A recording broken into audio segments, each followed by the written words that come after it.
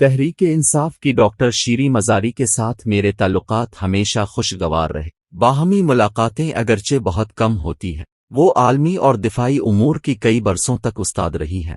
ان کے تجربہ کو ذہن میں رکھتے ہوئے مجھے امید تھی کہ وہ اپوزیشن جماعت کی صف اول میں شامل رہنما کی حیثیت میں کسی اخبار میں تفصیلی مضمون لکھیں گی۔ اس کے ذریعے SCO کا شنگھائی کونسل برائے تعاون کی افادیت کے بارے میں ٹھوس سوال اٹھاتے ہوئے غالباً اس نتیجے تک پہنچ پاتی کہ ہمارے وزیر اعظم کو اس کے سالانہ اجلاس میں شریک نہیں ہونا چاہیے تھا۔ بہتر یہی ہوتا کہ وہ مذکورہ کانفرنس میں شرکت سے معذرت کے اظہار کے بعد اپنی توجہ ملک میں آئے سیلاب سے ہونے والی تباہیوں کا حل ڈھونڈنے تک مرکوز رکھتے۔ ہمارے دیرینہ دوست چین کی پیش قدمی کی بدولت قائم ہوئے مذکورہ اتحاد میں وسطی ایشیا کے تمام ممالک کے علاوہ بھارت اور پاکستان بھی شامل ہو چکے ہیں۔ ایران بھی اس برس باقاعدہ رکن تسلیم کر لیا گیا ہے۔ تاریخی وجوہات کی بنا پر ترکی اس تنظیم میں کئی برسوں سے متحرک ہے۔ وسطی الفاشا ترکی اور ایران کی چین اور روس سے قربتیں تاریخی اور جغرافیائی اعتبار سے بآسانی سمجھی جا سکتی ہیں۔ پاکستان بھی اس تناظر میں اہمیت کا حامل ہے۔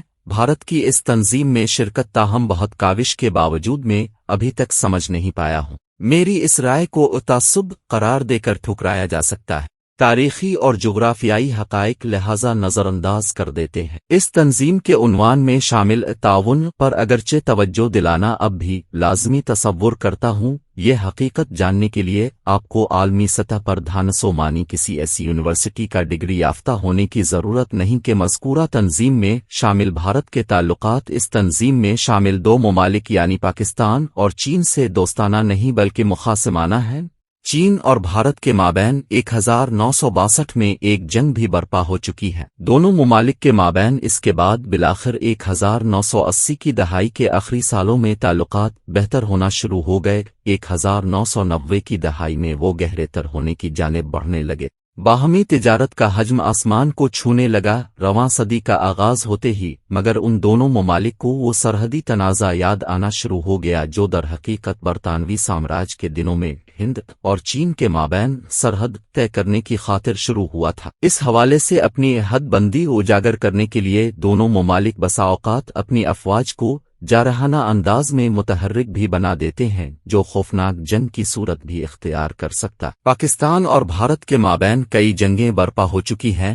آخری جھڑپ 2019 کے آغاز میں ہوئی تھی جب بھارتی جنگی طیارے ہمارے بالاکوٹ میں در آئے تھے۔ اس کی وجہ سے جو خونخوار جنگ ہو سکتی تھی اسے SCO کی کاشوں کی بدولت ہرگز ٹالا نہیں گیا تھا۔ ٹرمپ کے امریکہ اور سعودی عرب نے اس ضمن میں کلیدی کردار ادا کیا۔ جنگ تو ٹل گئی مگر اس کے بعد اگست 2019 میں نریندر مودی نے مقبوضہ کشمیر کی خود مختاری چھین کر اسے دو حصوں میں بانٹ دیا۔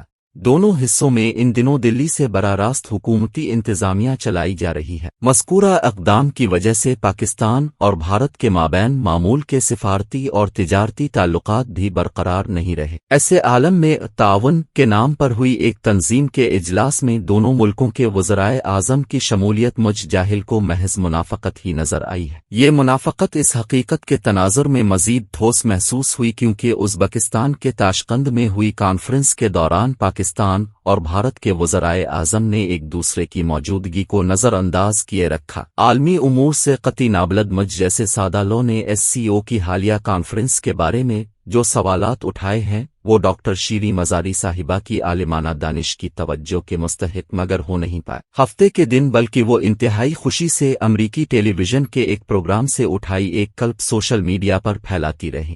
جو کلپ انہوں نے لگائی تھی اس میں امریکی ٹی وی کے ایک مشہور مسخرے نے وزیر اعظم پاکستان کا مذاق اڑایا تھا جنہیں روسی صدر پوٹن کے ساتھ 1 on 1 ملاقات کے دوران یہ سمجھ ہی نہیں آ رہی تھی کہ اس آلے کو اپنے کان میں کیسے ٹھونسیں جن کی بدولت وہ پوٹن کی گفتگو کا ترجمہ سن سکتے تھے۔ معاونین کی مدد بھی اس ضمن میں کام نہیں آئی۔ پوٹن سے گفتگو کے دوران وہ آلہ ان کے کان سے مسلسل گرتا رہا۔ امریکی مسخرے نے اس ضمن میں ان کی خوب بید اڑائی۔ ڈاکٹر شیریں مزاری اس بید سے بہت لطف اندوز ہوئیں۔ شہباز شریف کو کرائم منسٹر پکارتے ہوئے اسے سوشل میڈیا پر چڑھا دیا۔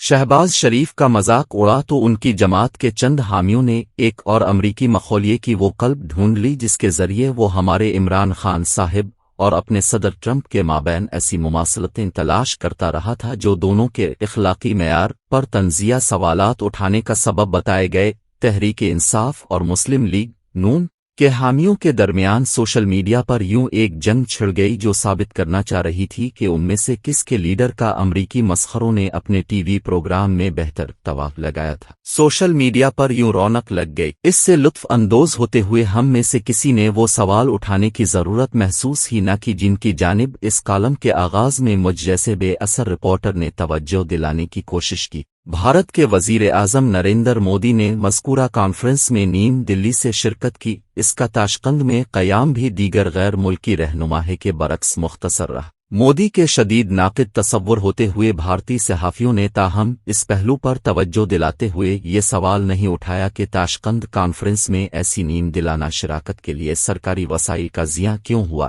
وہاں گئے تمام بھارتی صحافیوں نے البتہ یکسو ہو کر دنیا کو یہ پیغام دینا چاہا کہ مذکورہ کانفرنس کے دوران ان کے وزیر اعظم نے روس اور یوکرین کے درمیان جاری جنگ کے بارے میں تشویش کا اظہار کیا ہے۔ اس پیغام کا واحد مقصد امریکہ اور اس کے اتحادیوں کو بتانا تھا کہ روس سے مستقل سستے داموں تیل خریدنے کے باوجود ان کا ملک پوٹن کی یوکرین کے خلاف برپا کی جنگ کے بارے میں خوش نہیں ہے۔ وسیع تر قومی مفاد میں ہوئی مثبت صحافت کا یہ ٹھوس اظہار تھا۔ ہم مگر اپنے وزیر اعظم کو پرائم منسٹر پکارتے ہوئے خوش ہو رہے ہیں اور شادہ ہیں کہ ایک امریکی مسخرے نے بھی دریافت کر لیا ہے کہ انہیں اپنے کان میں ترجمہ سنانے والا آلہ بھی لگانا نہیں آتا۔